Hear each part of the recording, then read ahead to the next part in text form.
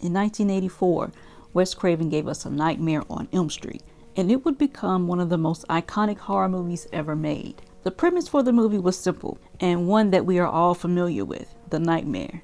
When we're asleep, that's when we're the most vulnerable.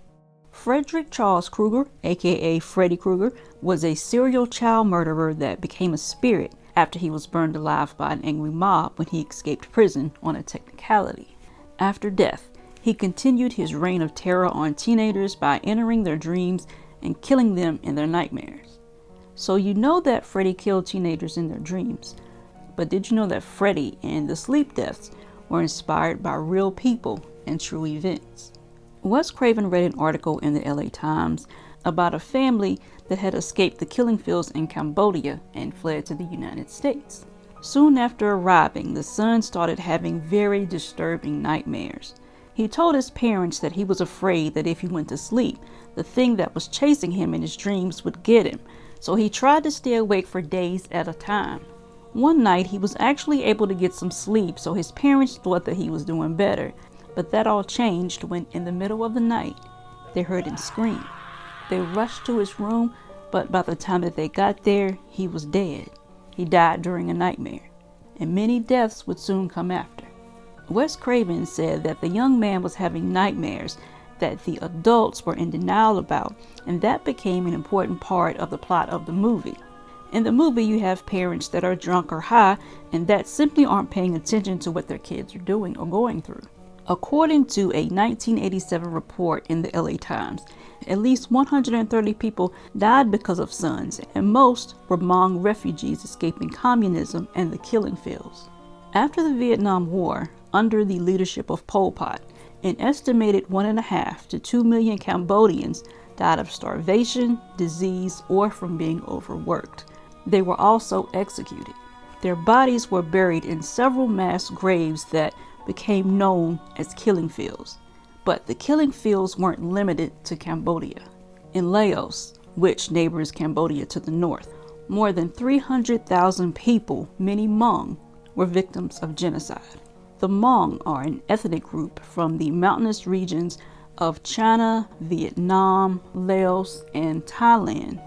The U.S. recruited the Hmong to help fight in the war against communism, and since they lived high up in the mountains and saw communism as a threat to their land and their independence, they agreed to help. But more than 30 to 40,000 Hmong helped the U.S. fight, but they died at a rate 10 times higher than Americans did. Some of the victims were soldiers, but most were civilians that were killed by mortar fire, landmines, grenades, massacres after the war, hunger, and disease. In 1975, after the war ended, Laos became a communist country, and the leaders saw the Hmong as traitors for working with the United States, so they became enemies of the state.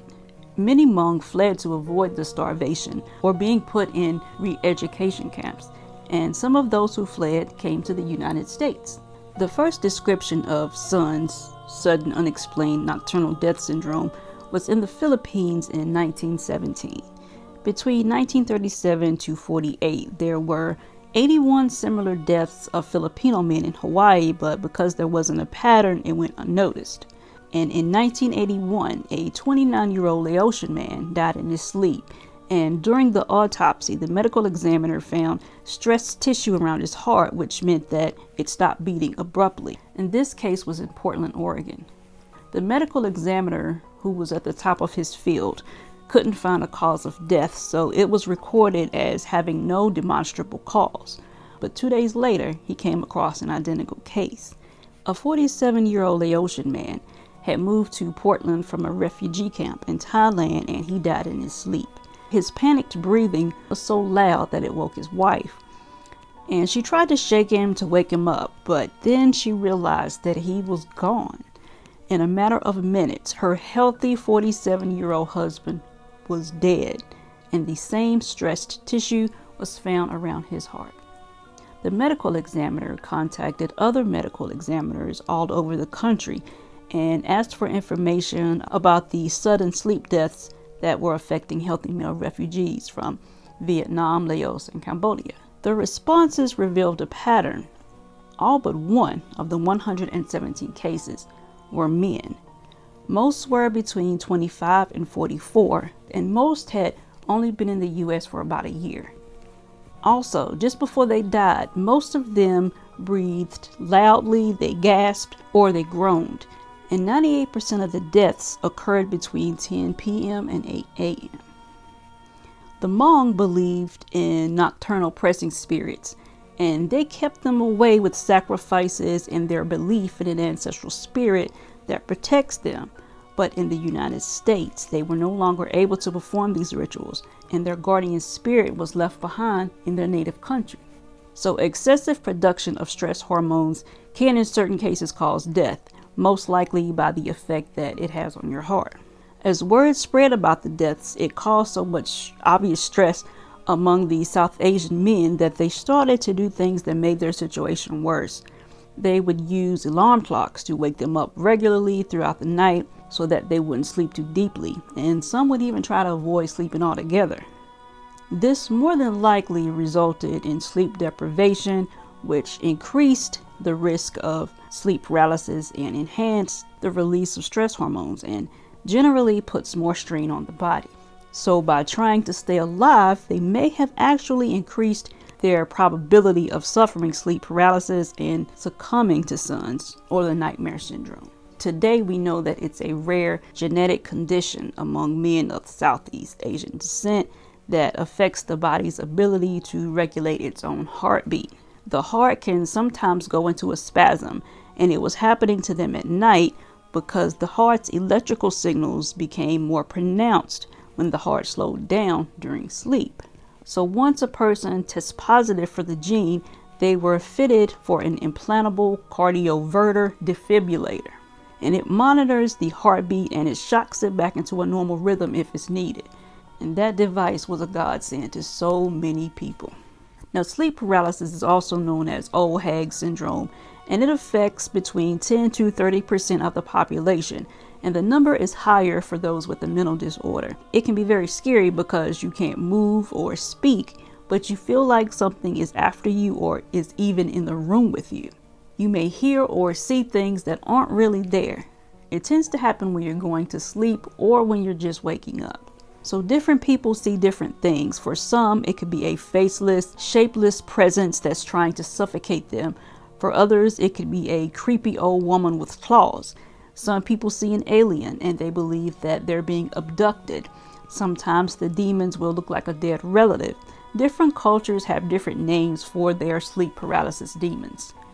When the Hmong left their native country, they thought that the evil spirits wouldn't follow them, but soon it became apparent that the spirits did follow them. They would traditionally make sacrifices to feed and appease the evil spirits, but this practice stopped when they moved to America. And during the 70s and 80s, when an outbreak of this syndrome began, many of the Southeast Asians weren't able to worship properly due to the guerrilla war against the government of Laos with the United States.